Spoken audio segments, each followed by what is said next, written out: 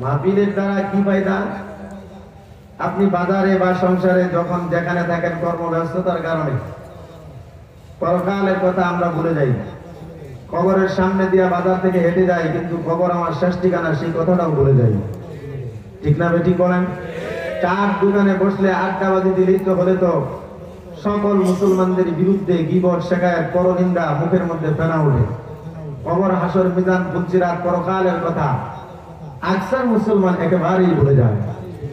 ঘরে নাই তালিম, 24 ঘন্টা টেলিভিশনের আওয়াজ, কোরআন 15-20 বছর ধরে ঘরের মধ্যে গিলাফ দিয়ে প্যাকেট করা আছে, ময়লায় কোরআন আছে এটাই দেখা যায় না। কথা বলেন না কেন? ঘরের মধ্যে 32 ইঞ্চি এলইডি টেলিভিশন, রঙিন দামি কালার কাপড়, কটন কাপড় দিয়ে নকশা করা ডিজাইনে পর্দা সুন্দর করে দেওয়া আছে। সপ্তাহে সপ্তাহে এটা ধুইয়া পরিষ্কার করে আবার এটা টানানো হয়। কিন্তু আল্লাহর কালাম আপনার ঘরের ভিতরে 10, 15, 20 বছর ধরে পলিস্টার কাপড় দিয়ে গিলাফ লাগিয়েছিল, হয়তো আপনার মা নয়তো বাবা। ময়লা হয়ে হয়ে এমন এমন অবস্থা হয়ে গেছে যে এটা কোরআন নাকি শুধু ধুলা, বুঝার উপায় নেই। এটা কেউ খবর নয় না, কেউ বুকে লাগায় না, চুমা খায় না, ধোয় না, কিচ্ছু না। তো এই অবস্থার কারণে গোটা পরিবারের মধ্যে যখন এই ঘরে একটা অক্ষর কোরআনের তেলাওয়াত হয় না, তো মিলাদ কিয়াম করে আল্লাহর ওলিদের আইনা দোয়া করালেও ওই ঘরে কোনো রহমত আসবে না।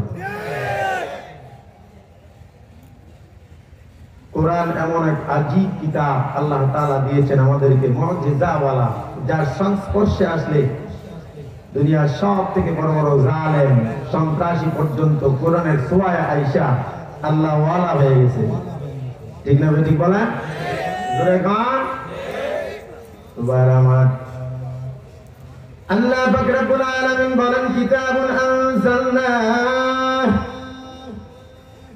ইলাইকা লিতুখরিজান নাসা মিনাজ যুলুমাতি ইলান নূর বিইذনি রাব্বিহিম ইলা সিরাতিল আজিজিল হামিদ। আল্লাহ তাআলা বলেন, পয়গম্বর, আপনার উপর এমন একটা কিতাব আমি নাযিল করলাম যে কিতাব মানুষগুলোকে অন্ধকার থেকে টেনে টেনে হেদায়েতের দিকে নিয়ে আসে। সুবহানাল্লাহ। রাস্তে বলুন সুবহানাল্লাহ। মুখ যেমনে বানছেন এমনে তো আজকাল মেয়েরাও কথা পারে না। কথা বলেন না কেন? মহিলা মাদ্রাসার ছাত্রী ছাড়া এই মাঘ মাসে আজকালের মেয়েরা আপনাদের মতো এমনি মুখ বান্ধে না। এই তাকায় দেখেন, এই সুবহানাল্লাহ বলবো কেমনে? ফেরেশতা ক্যামেরা দিয়ে আপনার ছবি দিল্লা আল্লাহর কাছে দিতে গেলেও ক্যামেরায় আপনার চেহারা। কথা বলে না? সুবহানাল্লাহ জুড়ে দেন। মুসলমান ভাইরা আমার, আপনার আমার নবী মুহাম্মদুর রাসূলুল্লাহ সাল্লাল্লাহু আলাইহি ওয়াসাল্লামের জিন্দেগীর প্রথম কালেমা কি? কেউ হয়তো জানে, কেউ হয়তো জানে না। আমি শোনায় দেই, মুখস্থ করে নেন। সিরাতে ইবনে হিশামের মধ্যে লেখে, আল্লাহ রাসূলের দুধ মাতা হালিমাতুস সাদিয়া রাদিয়াল্লাহু তাআলা আনহা, উনি আমার নবীর দুধ পান করান, দীর্ঘদিন পর্যন্ত লালন পালন করেন। হযরত হালিমাতুস সাদিয়া বর্ণনা দেন, মুহাম্মদুর রাসূলুল্লাহ যখন কথা বলা শুরু করবে, ঘন ঘন ঠোঁট নাড়ায়, জিহ্বা নাড়ায়, তখন আমি বুঝলাম মুহাম্মদ হয়তো কথা বলা শুরু করবে। কারণ বাচ্চারা কথা বলার আগে ঘন ঘন ঠোঁট নাড়ায়। কথা কোন ঠিক না ঠিক? যখন কথা বলার সময় হয় তখন দেখবেন বাবা কয় আব্বা ডাক, কাকা কয় কাকা ডাক। কথা কয় না, অল্প অল্প বলে, টুকলা টুকলানি কইরা, তারপরও এক একজন কুলে নেয়, এক একজন ডাক শিখাইতে চায়। হযরত হালিমাতুস সাদিয়া বর্ণনা দেন, মুহাম্মদের ঠোঁট নাড়ানোর অবস্থা দেখার পর আমার মনে হইল মুহাম্মদ কথা বলা শুরু করবে। আমি গভীর নজরে তাকায় রইলাম, কারণ আমার মনে হইল, আগে থেকেই বুঝলাম মুহাম্মদ দুনিয়ার অন্য বাচ্চাদের মতো সাধারণ কোনো বাচ্চা না। ঠিক না? কারণ নবী আমার শিশু অবস্থায় হালিমাতুস সাদিয়ার দুর্বল গাধার উপর সওয়ার হওয়ার কারণে গতি বাড়িয়ে গেছিল। ঠিক না ঠিক বলেন? যে বকরিয়ার উটের স্তনে দুধ ছিল না, মুহাম্মদ ঘরে যাওয়ার পর বকরি স্তনেও দুধ এসে ভরে গেল, ওই উটের স্তনেও দুধ এসে ভরে গেল। এমন অবস্থা হয়ে গেল, হযরত হালিমাতুস সাদিয়া বর্ণনা দেন, আমার ঘরে শুধু বরকত আর বরকত। হযরত হালিমাতুস সাদিয়া বলেন, তখন আমি বুঝলাম এটা সাধারণ কোনো বাচ্চা না, এর কিন্তু অনেক বড় গুণাগুণ রয়েছে। এজন্য আমি তার জবানের দিকে তাকায় রইলাম। কিন্তু কি আজব, মুহাম্মদ যখন প্রথম কথা বলা শুরু করলো, তখন কি বলল? প্রথম কথা বলল আল্লাহু আকবার কবীরা। আপনারা বলেন না, নবীর প্রথম কথা কি? সবাই বলেন, সবাই বলেন, গুন্ডা বলেন, গুন্ডা বলেন, জোরে আওয়াজ দিয়ে বলেন, কি কালেমা কি? এখন তোর বাধা নাই আল্লাহু আকবার করতে আছে, তাহলে জোরে বলেন আল্লাহু আকবার। এই মুসলমানের দল, তুমি আওয়ামী লীগ করো, বিএনপি করো, জাতীয় পার্টি করো, যে যে দল করো, সকল দলের নবী কিন্তু একজন মুহাম্মদ। কথা পায় না নাকি? বিএনপির নবী আলাদা, আওয়ামী লীগের নবী আলাদা। বিএনপির নারায়ে তাকবীর একটা, আওয়ামী লীগের নারায়ে তাকবীর আরেকটা। তোমার আমার পয়গম্বর মুহাম্মদ জিন্দেগীর প্রথম কালেমা যদি আল্লাহু আকবার কবীরা বলে, তাহলে এমন কোন দলের গোলাম হয়ে গেলা নারায়ে তাকবীরের ধ্বনির বিরোধিতা করো? যারা আল্লাহু আকবার নারায়ে তাকবীরের ধ্বনির বিরোধিতা করে, তারা কখনো খাঁটি মুসলমান হইতে পারে না। কথা বলো ঠিক না? আমি বলি যুবকের দল, এমন দল করবি না যেই দল করলে মুহাম্মদের বিরুদ্ধে হইতে হয়, এমন দল করবি না যেই দল করলে ইসলামের বিরুদ্ধে যেতে হয়, এমন দল করবি না যেই দল করলে আলেমদের বিরুদ্ধে যাওয়া লাগে, এমন দল করবি না যেই দল করলে পরকাল ছেড়ে দিতে হয়।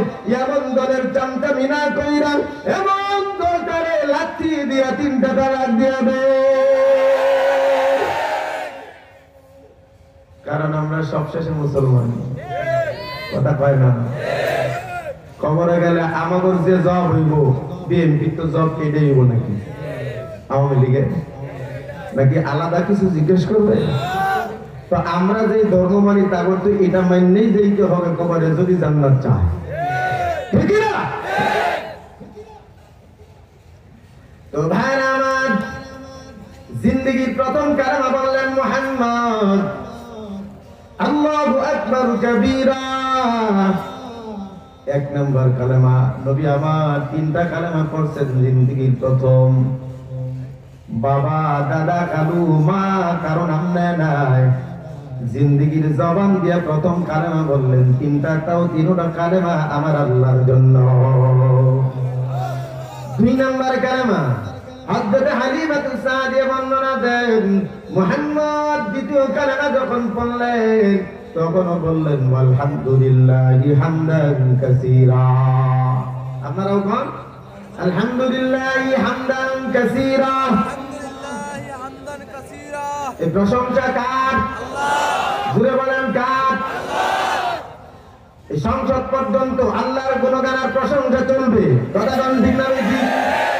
এখন আর মঞ্চের সংসদে কোন নর্তকীর গান চলতে দেওয়া হবে না, কোন বেশ্যাকে আর এমপি মন্ত্রী বানাতে দেওয়া হবে না। এখন আর কথা বলেন ঠিক না? যেই সংসদে জনগণের ভাগ্য নির্ধারিত হয়, যেই সংসদে পাবলিকের খেলতামাশা হয়, তাদের প্রজাতির ভাগ্য নির্ধারিত হয়। এখানে প্রশংসা হবে আল্লাহ, এখানে দুরূদ হবে নবী, এখানে প্রশংসা যদি গাওয়া লাগে তাহলে প্রশংসা করা লাগবে একমাত্র আল্লাহ। কোন বাপ দাদা আব্বাদের, কোন নর্তকীদের গান আর প্রশংসা আর চলবে না। কতক্ষণ ঠিক না? সংসদটারে বেশ্যাখানা বানিয়ে দিয়েছিল।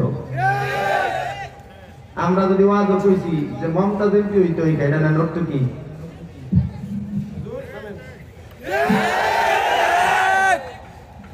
কেন? মমতাজ ব্যবসা হোক আর যাই হোক, সে কিন্তু এমপি, তার সম্মান দেওয়া লাগবে। কোন ব্যবসা তোর মা খারাপ হইতে পারে, কিন্তু আনন্দের কাছে কোন ব্যবসা কোন সম্মান পায় না। বেটা, তোরা রাজনৈতিক চামচামির কারণে তোদের ব্যবসারে তোদের রুল মডেল বানাইতে পারিস, নর্তকীদেরকে তোরা রুল বানাইতে পারিস, তোদের লিডার মানতে পারিস। কোন আলেম কোনদিন কোন নর্তকী বাদশাকে লিডার মানে না। কথা বল ঠিক না? আমাদের এই বডির রক্ত প্রত্যেকটা কণায় কণায় হালাল রিজিক খেয়ে বড় হয়েছে। আমাদের হাড্ডি, আমাদের মাংস, আমাদের চামড়া, সব প্রতিটা ফুটা হালাল টাকায় উপার্জিত টাকা খেয়ে খেয়ে আমরা শরীর বড় করেছি। তোমাদের মতো পাবলিকের টাকা খেয়ে চান্দাবাজি করে আমাদের শরীরে রক্ত বাড়াই নেই না। কথা বলা যায় না। সুতরাং গোলামি তোমরা করবা মানুষের, আমরা মানুষের গোলামি মানতে পারি না। ঠিক না বেশি বলে? জমিন আল্লাহর, প্রশংসা হবে আল্লাহ। কথা বলেন না কেন? সংখ্যাগরিষ্ঠ মুসলিম দেশ, যেখানে সংখ্যাগরিষ্ঠ জনসংখ্যা থাকে, ওই দেশের সংবিধান হয় ওই সিস্টেমে। কথা বলেন না কেন? হিন্দুস্তানের দিকে তাকায় দেখেন, আমরা ওখানে সংখ্যালঘু, এই জন্য আমাদেরকে মারার জন্য তাদের কোনো সময় প্রয়োজন হয় না, কোনো কারণ লাগে না, যখন ইচ্ছা তখন আমাদেরকে মেরে দেয় ওখানে। এই কথা বল। কিন্তু আমরা তো কোনোদিন মারি না। আমাদের বাসা বাড়িতে হিন্দু ভাইরা ভাড়া আছে না? কথা বলেন আছে না নাই? ওরা সেখানে পূজা করে না, মূর্তি আছে না ঘরে, ওই আমরা কোনোদিন বিরোধিতা করেছি, তাদেরকে গালি দিছি? পাশাপাশি একই টেবিলে বসে খাওয়া দাওয়া করি, চা খাই, একসাথে কথা বলি, নিজেদের মুসলমান ভাইদের মতো সম্পর্ক রাখি। ঠিক না ঠিক বলেন? কিন্তু আমরা সামাজিক ভাবে তাদেরকে তাদের সম্মান যেটুকু দেওয়া সেটুকু দেবো, কিন্তু তাদেরকে আমরা কখনো প্রভু আনতে পারি না। কথা বলেন ঠিক না?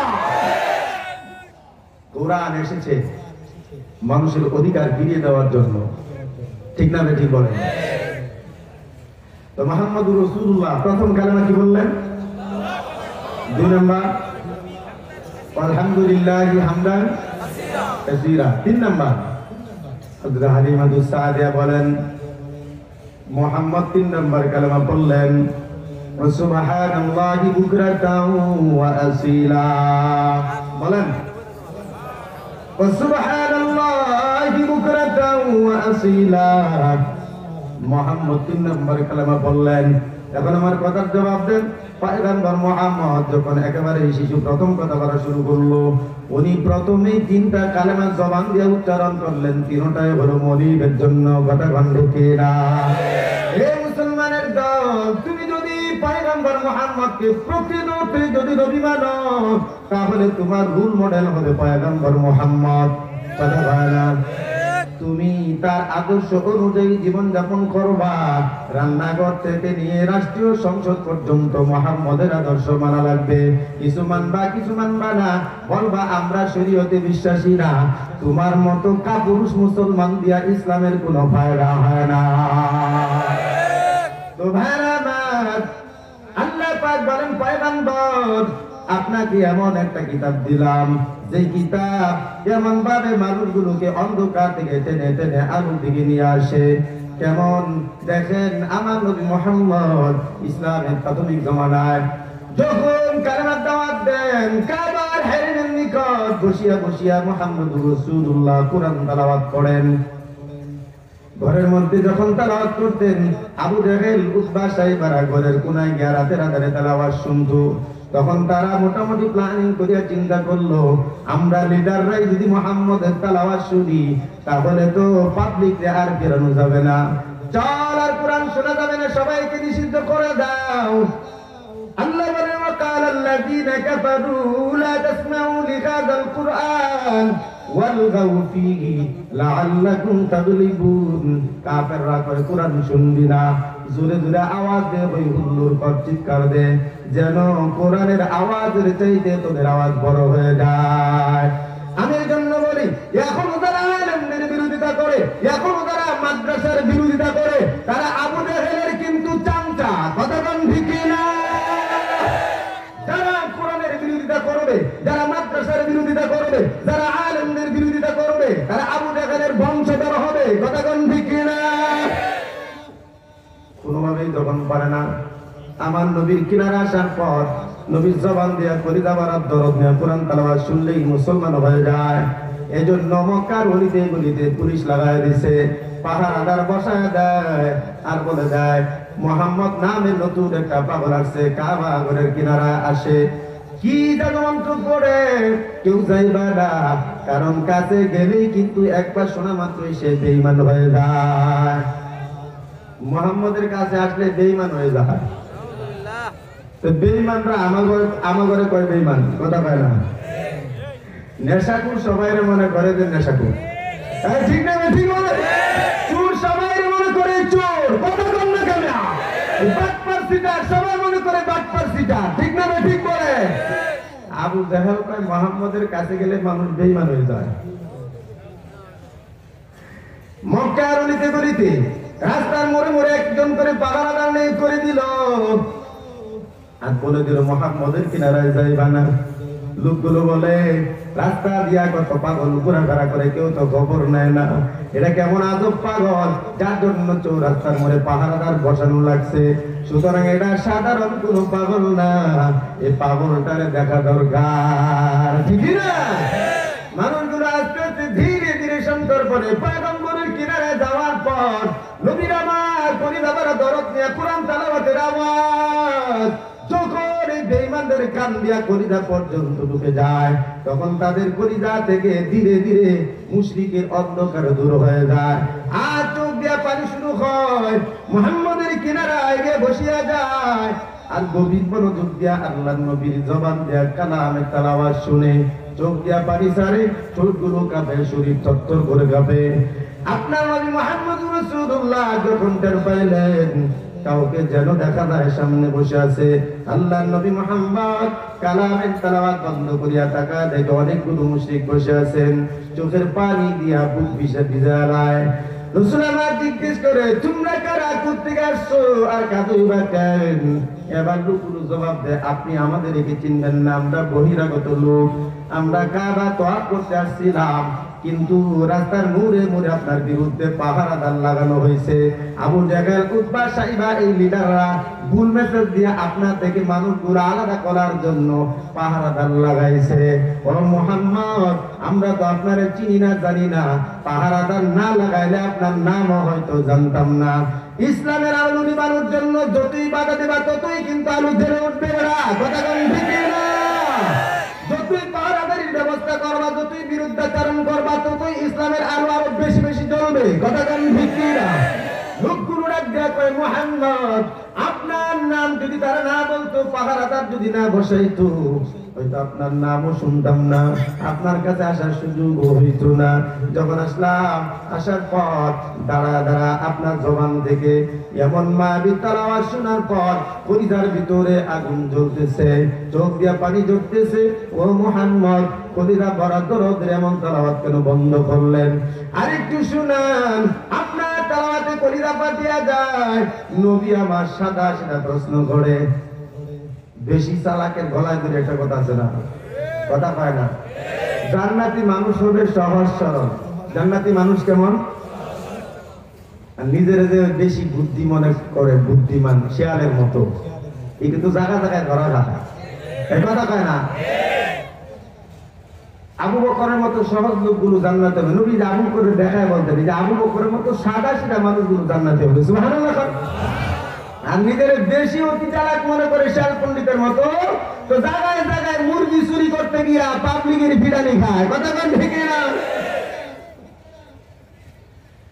নবী আমার প্রশ্ন করে, তোমরাই বলো, আমার চেহারার দিকে তাকায় তোমরাই কও, আমার কি পাগলের মতো মনে হয়? নবী আমার কত সরল মনের মানুষ, দেখেন কেমনে প্রশ্ন করে। তোমরা আমার চেহারার দিকে তাকায় বলো, আমার কি পাগলের মতো দেখা যায়? লোকগুলো ডাক দেয়া কয়, ও মুহাম্মদ কি বলেন? আপনার এমন নুরানি চেহারার মানুষ কেমনে পাগল হয়? আপনার মতো নুরানি চেহারার মানুষ কোনদিন পাগল হতে পারে না। মুশরিকের দলে ভুল মেসেজ দিয়া পাবলিককে আপনার থেকে দূরে সরাইতে চায়। তবে আল্লাহর জাতের কসম করে বলি, মুহাম্মদ আপনার এই নুরানি মায়াবী চেহারার দিকে একবার যদি কেউ নজর দেয়, ওই লোকটা কোনোদিন কিন্তু আর বেঈমান থাকতে পারবে না, সুবহানাল্লাহ। এবার লোকগুলো ওরা বলছে আমাদেরকে, আপনি নাকি জাদুকর। নবী আমার প্রশ্ন করেন, তখন পর্যন্ত যে তেলাওয়াত করলাম, তোমরাই বলো, তোমরা তো দুনিয়ার বুকে অনেক জাদু মন্ত্র শুনছো, আমার এই কথাগুলো কি কোনো জাদু মন্ত্রের সাথে মেলানো যায়? লোকগুলো ডাক দেখায়, মুহাম্মদ না না, এটা দুনিয়ার কোনো জাদু মন্ত্র না। কত ভালো ভালো বিশ্ববিখ্যাত জাদুঘরের জাদু মন্ত্র শুনলাম, কিন্তু মুহাম্মদ, আল্লাহর জাতের কসম, আপনার জবান থেকে যা শুনলাম, এটা দুনিয়ার মানুষের বানানো কোনো জাদু মন্ত্র না। এটা ওই উপরওয়ালা আসমান থেকে আসছে আল্লাহ তাআলার কালাম, এর মধ্যে যারা পরিমাণ সন্দেহ নাই। আপনি আমাদেরকে কালেমা পড়ে আপনার মতো পাগল বানা দেন। আর জোরে বলেন সুবহানাল্লাহ।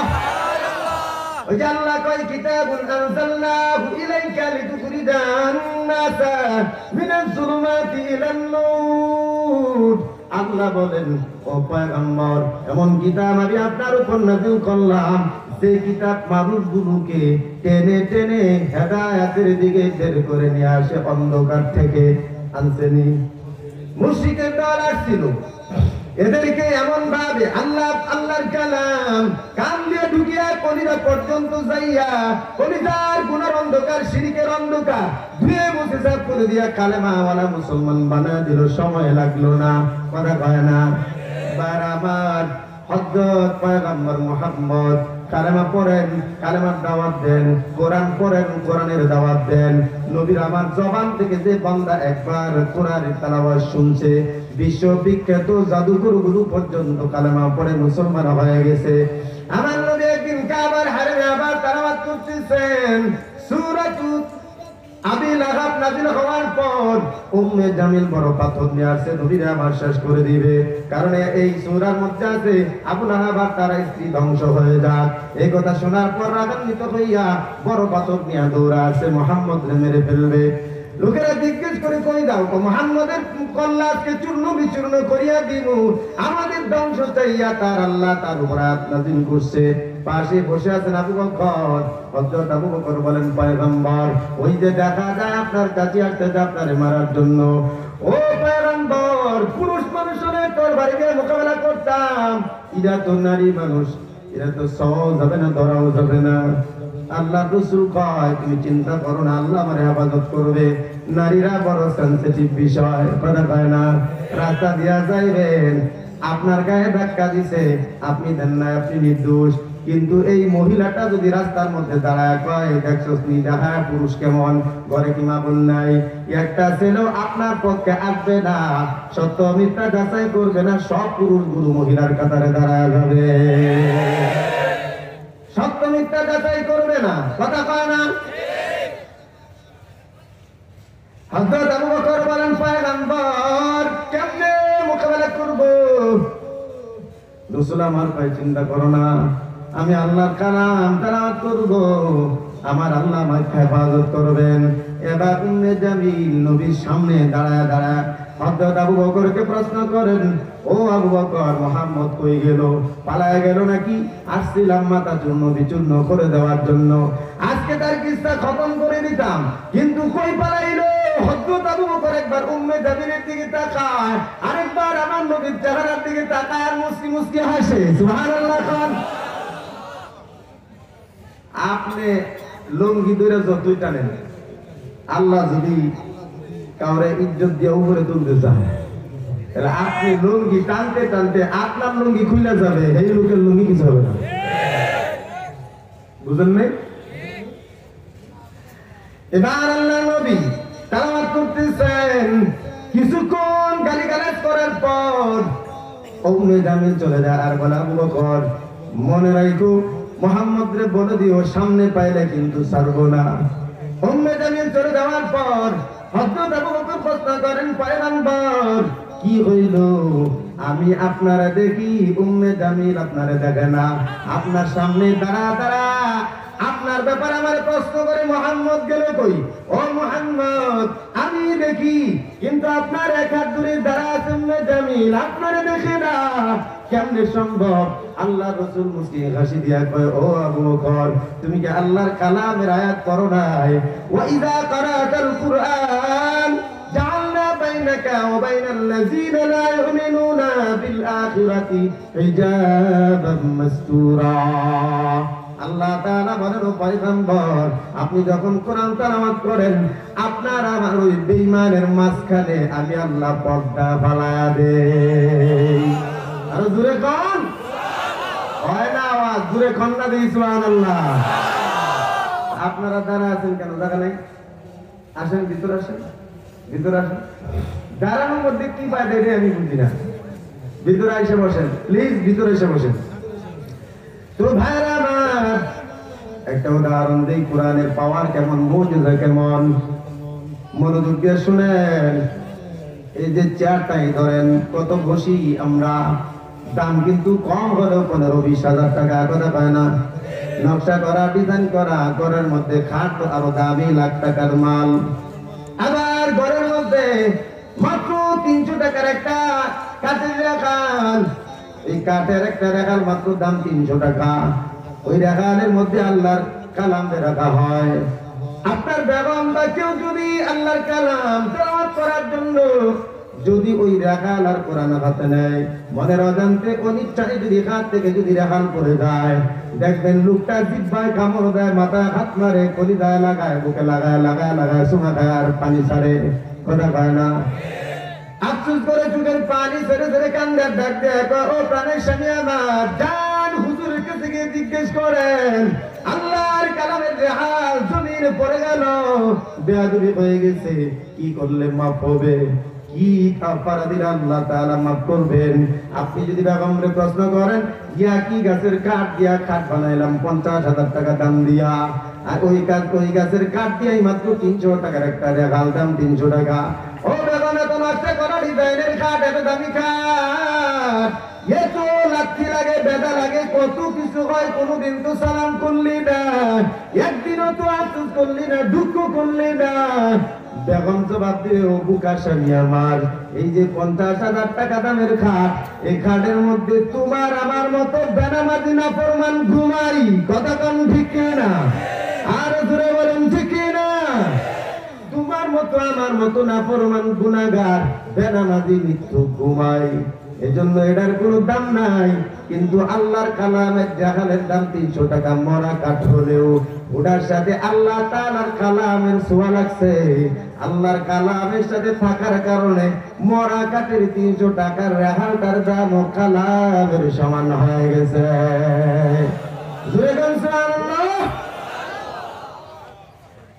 এখন আমার কথা জবাব দেন। মরা কাঠ 300 টাকার রেহাল, কোরআনের সাথে লাগার কারণে যদি চুমা খাওয়া লাগে, বুকে লাগাইতে হয়, আফসোস হয়, চোখ দিয়ে পানি বের হয়।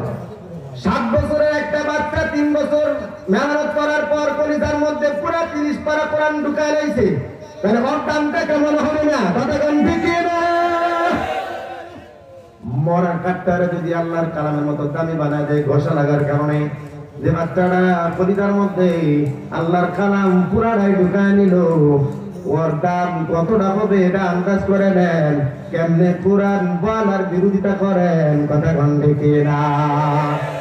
আলেমদেরকে হাফেজ কোরআনের বিরোধিতা করে যারা কপাল পুরা, দুশমনি করে যারা কপাল পুরা, কথা কোন ঠিক না? আমার নবী বলতেন, কিয়ামতের অন্যতম একটা আলামত, সাধারণ মুসলমানরা উলামায়ে কেরামের দুশমনি করবে, কথা কয় না? সাধারণ মানুষেরা উলামায়ে কেরামের দুশমনি করবে, বিরোধিতা করবে, দেখলেই জ্বলে যাবে, নিজের বড় পণ্ডিত মনে করবে। এটা হলো কিয়ামতের অন্যতম একটা আলামত। এখন হয় কি হয় না? এ কথা কয় না, হয় কি হয় না? এই ইসলামিক স্টাডিজ নিয়ে বইরা, মাঝে মাঝে বুখারী বাংলা বইরা, মাঝে মাঝে কিছু সহিহ মুসলিম, আর গুগল বাবা মুফতি তো আছে, ইউটিউব মুফতি বাবা, ফেসবুক মুফতি বাবা, এহেন্তে মাসালা জানে, এহেন্তে বাংলা উচ্চারণ শিখে। আরে বেটা, এই গুগল বাবা, ফেসবুক বাবা, ইউটিউব বাবা দিয়া যদি ইসলাম চলতো, তাহলে আল্লাহর নবীর আল্লাহ পাক উহুদের ময়দানে দান শহীদ করানোর দরকার ছিল না। কথা বলেন না কেন?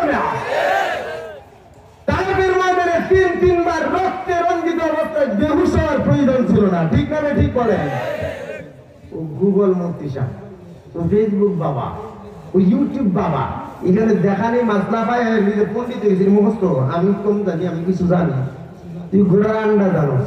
তোর কলিজার মধ্যে এখনো আলিফ শব্দটা উচ্চারণ হয় না তোর জবান দিয়া, বয়স তো 50। এই কথা কর না কেন? 50 বছর কাটাইছ জিন্দেগির, এখন আলিফ শব্দটা উচ্চারণ করতে পারিস না, লজ্জা করে না? যার কোরআন ঠিক নাই তার নামাজ নাই, এই কথা বল। যার কোরআন ঠিক নাই তার নামাজ নাই, তার আর কি বুঝো যাবে কখন? রাসূল বলেন ইন্নাল্লাযী লাইসা ফী জাওফিহি শাইউন মিনাল কুরআনি কাল বাইতিল খারিব। রাসূল বলেন যে পেটের মধ্যে আল্লাহর কালামের কোনো হরফ থাকে না, ওটা শূন্য ঘর। কি ঘর? কথা কোন কি ঘর? ওটা শূন্য ঘর। আর শূন্য ঘরে ভূত প্রেতের বাসা থাকে। শূন্য ঘরে কিসের বাসা থাকে? আপনারা তো বাড়ি ভাড়া দেন, বাড়ি ভাড়া দেন না? তো বাড়িতে ভাড়া দেন, মনে করেন 6 মাস 1 বছর ধরে এই বাড়ি ভাড়া দেন নাই, তারা মারা ছিল। এখন অথবা খোলাই ছিল, লাইটও জ্বালাইছে না, মানুষ আসা যাওয়া করে নাই, টোটাল 1 বছর বন্ধ। যদি আরো লম্বা হয় তাহলে তো আরো সমস্যা। মানে অল্প সময় দিয়ে বোঝালেন, 1 বছর 2 বছর 5 বছর পর্যন্ত বন্ধ, লাইটিং ওয়াইটিং কিছু নাই, কেউ ঢুকছে না। হঠাৎ করে যে একটা ভাড়াটিয়া রাখবেন, আপনি এটা থাকবেন, যাই বলুন কি কইব? ও হুজুর আল্লাহ আল্লাহ বাসা কইতো, এটা ভূতের ঘরে গেছে, এই না ঢুকতাম না জীবন। কথা কয় না? তো রাসূল বলেছেন শূন্য ঘর মতলব যদি ভূত প্রেতের আস্তানা হয়ে যায়, তোর কলিজার পেটে যদি কোরআন না থাকে, তোর কলিজার পেটটাও শয়তানের বাসা হয়ে যায়। কথা কয় ঠিক না? তোর পেট থেকে ভালো কথা বাড়িব, বাড়িব নি? তো কোরআনের বিরোধিতা করবো না, কি করবো? কথা কন? কোরআনের বিরোধিতা তো করবেই, আলেমের বিরোধিতা করবেই, ইসলামী খেলাফতের বিরোধিতা করবেই, ইসলামী রাজনীতির বিরোধিতা করবেই। এজন্য পালাবদল হয় দেশের রাজনীতিতে, ক্ষমতার মস্তদের পালাবদল হয়, পাবলিকের ভাগ্য বদল হয় না। ঠিক না? ঠিক বলে। এজন্য কালকেও বলছি নেতাগরের সামনে বসা, একদল পালাইছে আর একদল আসবে, ভালো করে নেত করিয়া তওবা তিল্লা কইরা 8 লাখ তিন সাগর থেকে উজু আস্তেল্লা উজু কইরা ভালো ফ্রেশ হয়ে পরে ক্ষমতায় আসার চিন্তা করেন। কারণ আমাদের বিরোধিতা কোনো দলের সাথে নয়, আমাদের বিরোধিতা জুলুমের বিরুদ্ধে, খুনের বিরুদ্ধে। যেই দলই ক্ষমতায় যাবে, যদি অন্যায় অপরাধ করে, জুলুম সন্ত্রাস করে, চাঁদাবাজি করে, পাবলিক উপর জুলুম করে, আমার স্টুডেন্ট পাওয়ার, পাবলিক পাওয়ার একসাথে মিলে রাজপথে নামতে বিন্দু মাত্র দেরি করবে না। কথা ক্লিয়ার? কোন দল আমাদের টার্গেট না, এই কথা বলে না। আমাদের টার্গেট কোন দল না, যেই জুলুম করবে তার বিরুদ্ধে আমাদের কথা বলবে। কথা বলেন ঠিক হবে? ঠিক। আর যদি ভালো কইরা তওবা তিল্লা কইরা যদি ভালোভাবে চালায়, আলহামদুলিল্লাহ। ঠিক না? ঠিক বলেন তো ভাইরা আমার। আপনার নবী মুহাম্মদুর রাসূলুল্লাহ সাল্লাল্লাহু আলাইহি বুড়া হয়ে যেতেছেন, এমনও মুহাম্মদের নাম শুনলে সাল্লাল্লাহু আলাইহি সাল্লাম বলতে হবে, এটা মুখস্থ হয় নাই। মুহাম্মদুর রাসূলুল্লাহর নাম শোনা মাত্রই সাল্লাল্লাহু আলাইহি ওয়াসাল্লাম করা ওয়াজিব। কি বলেন? ওয়াজিব। তো ভাইরা, এই কালাম কত দামি, কিভাবে মানুষকে পাল্টায় দেয়। বিশ্ববিখ্যাত ইয়ামানের জাদুকর, জামাত নাম, মুসলিমের হাদিস। আবু জাহেল উতবা সাহেবেরা দেখলো যত বাধা দেই, পাহারা দেই, এই নাম শুনে গিয়ে আরো পাগল হয়ে যায়, আর গেলেই মুসলমান হয়ে যায়। পাহারা দিয়া তো কাম হইতেছে না। কথা বলেন না কেন? শাপলা চত্বরের মায়েরা দুর্বল বানাইতেছে না, আয়না ঘরে নিয়ে দুর্বল বানাইতে পারছে না, বরং আয়না করতে বার হইছে, আরো বেশি কলিজা বড় হইছে। কথা বলেন ঠিক না? সুতরাং বাধা যতই দিবা, ইমানদারের পাওয়ার আগুন আরো বাড়বে, আরো বাড়বে, আরো বাড়বে। কারণ তারা ব্যক্তিগত বাপদাদার কোনো কিছু প্রচার করে না, যা বলে মুসলমানের জন্য বলে, আল্লাহর কোরআনের কথা বলে, মুসলমানদের স্বার্থের জন্য বলে, আল্লাহর জমিনে আল্লাহর খেলাফতের কথা বলে, পাবলিকের স্বার্থে কথা বলে, কোনো আলেম ব্যক্তিগত কোনো কথা তুলে ধরে না। ঠিক না? ঠিক বলে। তোমরা যারা রাক্ষস জালেম, তোমাদের বয়স হয় আর খাড়াই সব দিন দিন কি হয়, খাড়ায় হয়, দিন দিন পাবলিক থেকে আলাদা হয়। যখন ক্যান্সারের ঘরে পড়ে খালি কই শয়তান নামনা আছে কথা বল। আর আমার ছবির দিকে তাকায় দেখো, 60 মানুষ হেলিকপ্টার নিয়ে বসে থাকতো, ঠিক না ঠিক বলেন? আর আমরা বয়স হবে, বুড়া হবে, সম্মান আরো বাড়বে, আরো বাড়বে, আরো বাড়বে, ঠিক না ঠিক বলেন? আর তোমরা জুলুম করে, সন্ত্রাসী করে, বদমাইশি করে, পান্ডামি করে মানুষের মনে এই পরিমাণ অভিশাপ জমিয়েছ যে তোমাদের নামাজের ঘরেও তোমাদের জন্য অভিশাপ করবে। কথা বল না কেন? সুতরাং সাবধান হয়ে যাও, কোরআনের বিরোধিতা করবা, হালাক হয়ে যাইবা, পরকালে বিচার তো করে জমিনেই হালাক হয়ে যাইবা। জামাত আনছে কোনোভাবে পারে না, পাহারা দিয়া মাইরা পিড়াইয়া মোহাম্মদরে থামাইতে পারে না। এখন বিশ্ব বিখ্যাত জাদুকর্তা রানী দেহি মোহাম্মদ রানী দুর্বল বানানো যায় আনছে, আনার পরে ওই যে মোহাম্মদ ওই জাদু মন্ত্র করতেছে, নবী আমার তেলাওয়াত করতেছে সূরা তাহা, সুবহানাল্লাহ। নবীর তো একটাই আল্লাহর কালাম, কথা পায় না। নবীর তো অস্ত্র একটাই, কি? আল্লাহর কালাম। আমাদেরও তো অস্ত্র একটাই, কথা পায় না। আপনি যত বাদ করার সিটার হন, বিপদে পড়লে কিন্তু আপনার বাপ দাদার আব্বা আয় না, আল্লাহর নামই আয়। কথা কন, বিপদে পড়লে সবার আগে কার নাম আয়? আল্লাহর নাম আয়, যদি ইমানওয়ালা হয়, ঠিক না ঠিক বলে? তো এই জামাত যে বলতেছে ওই যে মোহাম্মদ জাদু মন্ত্র ঘটতেছে, তুমি যদি তারে পরাজিত করতে পারো তুমি যা চাইবা তাই দিবা। তো জামাত খুব ভাব হয়ে বলতেছে, কও কি মোহাম্মদ যদি সত্যি জাদুঘর হয়ে থাকে তাইলে কসম করে বলতে পারি 5 মিনিটের মধ্যে শোয়াইলাম, কারণ এই পর্যন্ত আমার সামনে কেউ টিকতে পারে না। কিন্তু নবী কি আমার জাদুঘর? নবী আপন মনে তেলাওয়াত করে, নবী আমার যখন তেলাওয়াত করে ডানে বামে দিকে তাকায় না, কলিজা ভরা দরদ নিয়ে মহব্বতের সাথে তেলাওয়াত করেন। নবী আবার যখন নামাজ পড়তেন তখন কোনো দিকে তাকাতেন না, মনোযোগ অন্য দিকে যাইতো না, ঠিক তেলাওয়াত করতেছেন।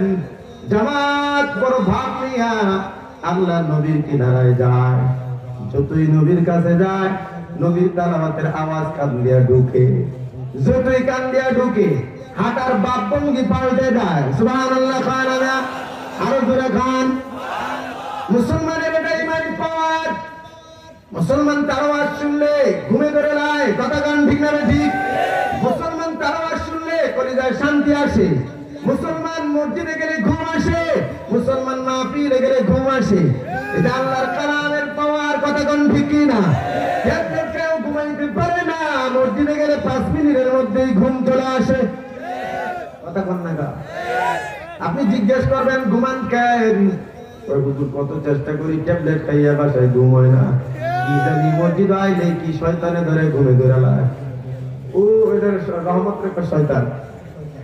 মসজিদে আল্লাহর সাকিনা রহমত নাযিল হয়, কথা গান ঠিক না ঠিক?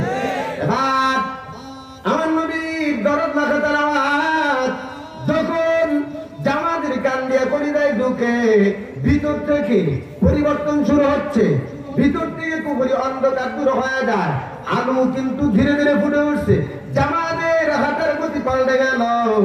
ধীরে ধীরে জামাত নবীর সামনে গিয়া নবীর হাঁটুর সামনে হাঁটু রেখা বসে গেছে আদবের সাথে। সুবহানাল্লাহ বলেন। একটা বেঈমান, জাদুকর মুশরিক কালামের তেলাওয়াতের আওয়াজ আদব বলা বানায় দিয়েছে, সামনে গিয়ে ছাত্রের মতো বসে গেছে। সুবহানাল্লাহ খানা। আর তুই কি রঙের মুসলমান আলেমের সাথে বেয়াদবি করিস, কথা কোন ঠিক না ঠিক? মুশরিক তারপরে কালামের তেলাওয়াতের আওয়াজে এমন আদব বলা বানাইছে, নামাজের সুরতে নবীর সামনে বসে গেছে, চিল্লায় কোন সুবহানাল্লাহ। আমার নবীর তেলাওয়াত শুনতেছে, চোখ দিয়া টক টক করে পানি পড়তেছে, শরীর কাঁপতেছে, দীর্ঘক্ষণ পর আল্লাহ রাসূল যখন ঢুকলেন সামনে কেউ বসে আছে, আমার নবী তেলাওয়াত বন্ধ করার পর ডাক দিয়া কয়, তুমি কে? জামান ডাক দিয়া কয়, মুহাম্মদ আপনি আমারে চিনবেন না, আমি সেই এমান থেকে আসছি, আমি বিশ্ববিখ্যাত জাদুঘর। কেন আসছো আমার কাছে? কি সব ঘটনা ঘুরে বললো, একটা কথা বললো, মুহাম্মদ আপনার বিরোধিতার মধ্যে হাজার হাজার মুশরিক লেগে আছে, মক্কার বড় বড় লিডাররা জড়িত, ভুল মেসেজ দিয়ে পাবলিকরা আপনার থেকে দূরে সরাইতে চায়, আমাদের বিরুদ্ধে হাজার হাজার নয় লাখ লাখ আছে, কথা কোন ঠিক না ঠিক? আমাদের বিরুদ্ধে একজন দুইজন নয় হাজার হাজার আছে, তারপর আমরা পরোয়া করি না। বেড়া কারণ একজনকে আমরা ভয় করি, একজন আমাদের মালিক, কথা কোন ঠিক না? মুহাম্মাদের বিরোধিতা একজন দুইজন নয়, গোটা দুনিয়া বিরোধিতা করছে, পাথর মেরে আহত বানাইছে, সবাই বিরোধিতা করছে, পাহারাদার নিয়ে করছে, রাস্তায় রাস্তায় মারছে, জায়গায় জায়গায় অপমান করছে, জায়গায় জায়গায় গালাগাল করছে। ওই মুহাম্মাদের মান সম্মান তো কমলো না, কথা কোন ঠিক না? আমরাও কোনো ভয় করি না। আমি যদি হকের ওপর থাকি, আমি জবান বন্ধ রাখবো, আমার কথাগুলো আল্লাহ অন্য কাউরে দিয়ে বলাবে, নয়তো আল্লাহ তাআলা তোর বিচার আল্লাহ নিজাতে করবে, আমার জবান খোলা লাগবে না। মোহাম্মদ কি পাল্টা গালি দিছে? কোনদিন কোনদিন পাল্টা গালি দেয় নাই, কোনদিন পাল্টা থাপ্পড় দেয় নাই, কোনদিন পাল্টা চোখ রাঙায় নাই, কথা কোন ঠিক না? এবার জামাত কয় আপনার এই বিরোধিতার কারণে আমি যেটা মনে করি আপনার ইসলাম আরো বেশি প্রচার হইতেছে। সুবহানাল্লাহ। এবার জামাত ডাক দেয়, মুহাম্মদ পাগল হয়ে গেছি আমি। কি শুনাইলেন? এটা কলিজায় ঢোকার পর তুফান শুরু হয়ে গেছে। আমার নবী কয় তুমি বিশ্ব বিখ্যাত জাদুঘর, তারপরে জাদু মন্ত্র তোমার সব জানার কথা, এবার বলো আমি যে তেলাওয়াত করলাম এটা কি আসলেই কোন জাদু মন্ত্রের সাথে মিলে নাকি? এবার আমার ডাক দেয়া মুহাম্মদ আল্লাহর জাতের কসম আমার জানা মতে কোন জাদু মন্ত্র আমার জানার বাইরে নাই, কিন্তু আপনি যেটা তেলাওয়াত করলেন এটা দুনিয়ার কোন জাদু মন্ত্রের সাথে মিলে না। নিশ্চিত আমি গ্যারান্টি দিতে পারি এটা ওই আসমানের আল্লাহর কালাম। চিল্লায় কোন সুবহানাল্লাহ। জামাত ডাক দিয়ে মুহাম্মদ জলদি করিয়া আমাকে কালেমা পড়া মুসলমান বানা দেন। জামাতে নবী কালেমা পড়ে মুসলমান বানায় দিল। নবীর কালেমার দাওয়াত দেওয়া লাগছে, কথা কথা দাওয়াত দেওয়া লাগছে, তালাওয়াত করছে, তালাওয়াতের আওয়াজ কান দিয়ে কলিজায় ঢুকছে, ভিতর থেকে কুফরির অন্ধকার বাইর করে দিয়া ঈমানের নূর জ্বালায় দিয়েছেন আল্লাহ। একথা আল্লাহ বলেন কিতাবুন আনজালনাহু ইলাইকা লিতুখরিজান নাসা মিনাজ যুলুমাতি ইলান নূর। আল্লাহ বলেন এমন একটা কিতাব দিলাম যে কিতাব অন্ধকার থেকে মানুষগুলোরে টানিয়া টানিয়া হেদায়েতের দিকে নিয়ে আসে। জোরে বলুন সুবহানাল্লাহ। এবার জামাত যা আবু জাহেল কোন দিকে নবীরে কয় একটু অনুমতি দেন, হেদের সাথে একটু দেখা কইরা আই। ঠিক আছে যাও।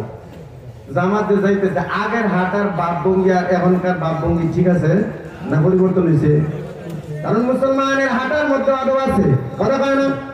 মুসলমানের হাঁটার মধ্যে আদব আছে, সুন্নত আছে, মুসলমানের কথা বলার মধ্যে আদব আছে, সুন্নত আছে, কথা কন ঠিক না ঠিক? এবার জামাত ধীরে ধীরে আবু জাহেলের দিকে যায়। আবু জাহেলের কাছে গিয়া যখন দাঁড়াইছে, আবু জাহেল কই বলা লাগতো না তোমার বাপ থেকে বুঝা লেছি তুমি যে মোহাম্মদের কাছে হাইরা গেছো। সুবহানাল্লাহ বলবেন না? এবার জামাত ডাক দেয় ও আবু জাহেল, আবু লাহাব তোমাদের মতো বুকা, তোমাদের মতো আহমদ দুনিয়ার বুকার কেউ নাই। কই কেন? একটা কারণ তোমাদের হাতের কাছে হীরার টুকরা, পরশ পাথর, যার ছোঁয়ায় গেলে জানোয়ার গুলো পর্যন্ত মানুষ হয়ে যায়। আমার মতো একজন অমানুষকে মুহাম্মদের কালামের তেলাওয়াত আমার পুকুরি দূর কইরা আমারে মানুষের মতো মানুষ বানায় দিতে। ধরে কোন সুবহানাল্লাহ। ও আবু জাহেল তোমাদের একটু দাওয়াত দেই, তোমরা মুহাম্মদের কালেমা পড়ে তার চলে আসিয়া যাও। সুবহানাল্লাহ। কোরআনের পক্ষে থাকবেন সবাই? আর আরো আরো পুরাটা পুরাটা অর্ধেক তুলেন কে, মানে অর্ধেক থাকবেন। লারা দেন লারা দেন, এটা তাকবীর হইব আকাশ বাতাস কাঁপায়া দিয়া। পারবেন নি? এই মনের ঘুমটা বিলালেন, ঘুমটা বিলালেন, এই মুখ দিয়ে বান্ধা থাকলে কেমন আইব তাকবীর? হ্যাঁ রেডি? আমার মতো হাত মুষ্টিবদ্ধ করেন। হিন্দুস্তানের গদির মধ্যে তো গেল আগে একবারে, বুঝলেন নাই? ধরেন এমনি ধরেন, এমনি ধরেন, একদম রেডি? হ্যাঁ আবার আবার আরো জোরে আরেকবার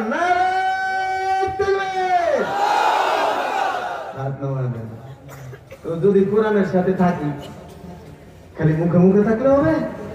কথা কয় না নাকি অর্থ দিয়া, শ্রম দিয়া, পরামর্শ দিয়া, সব দিয়া থাকতে হবে। কথা কয় না? সবকিছু দিয়া থাকতে হবে না? তো এই জন্য ভাই, এই যে মসজিদ মাদ্রাসা, এটা আমাদের সম্পদ। এই কোরআন যার সম্পর্কে এতক্ষণ কথা বললাম, এই কোরআন এখানে শিক্ষা দেওয়া হয়। 7 বছর 5 বছরের বাচ্চা এত সুন্দর তালাওয়াত করে চোখ দিয়ে পানি চলে আসে। কথা কয় না? কিন্তু আপনার দিকে তাকায় দেখেন তো, আপনার যদি আলহামদুলিল্লাহ সূরা বলতে এখানে দাঁড় করাই, আপনার লুঙ্গি নালে প্যান্ট একটা ভিজা দেব। কথা কোন ঠিকই না? তো আপনার তো এদের সংস্পর্শে আসা দরকার, এদের কাছে যাওয়া দরকার। যেভাবেই হোক অন্তত 4টা থেকে 10টা সূরা আপনার সহি করা দরকার। কথা কয় না? 4 থেকে 10টা সূরা আপনার সহি করা দরকার। যদি একটা সূরা আপনার সহি না থাকে, কবরে যাইয়েন না। কবরে এই মাটির নিচের দেশে যায়েন না। 10টা সূরা রেডি করার আগে, নামাজ শুদ্ধ করার আগে মাটির নিচে যায়েন না। এজন্য ভাই, এই